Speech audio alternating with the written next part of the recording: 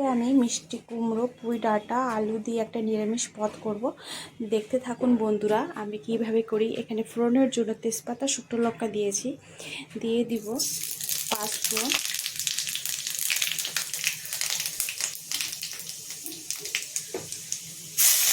দিয়ে দিলাম আদা কুচি,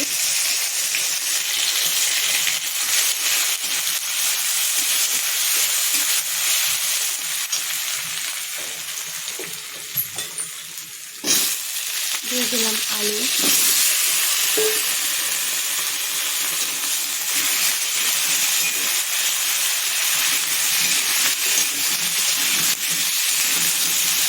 আলুটা ভেজে নেব।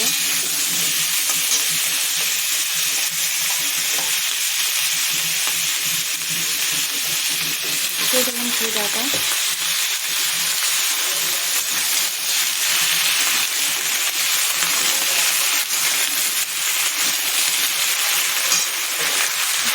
দিব লবণ, দিব হলুদ,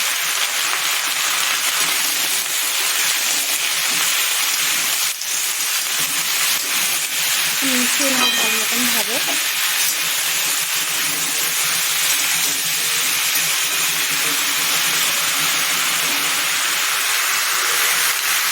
পনেরো মিনিটের জন্য ঢাকা দিয়ে দিব। দেখুন বন্ধুরা 15 মিনিট পরে নামিয়ে নিয়েছি ঢাকনাটা আমি। দেখুন কত সুন্দর হয়েছে দেখতে। এই পর্যায়ে আমি এখন নামিয়ে নেব। দেখুন বন্ধুরা দারুণ স্বাদের পুঁই ডাঁটা আলু মিষ্টি কুমড়োর সবজি বানিয়েছি নিরামিষ। দেখতে খুব সুন্দর হয়েছে, খেতেও নিশ্চয়ই দারুণ হবে।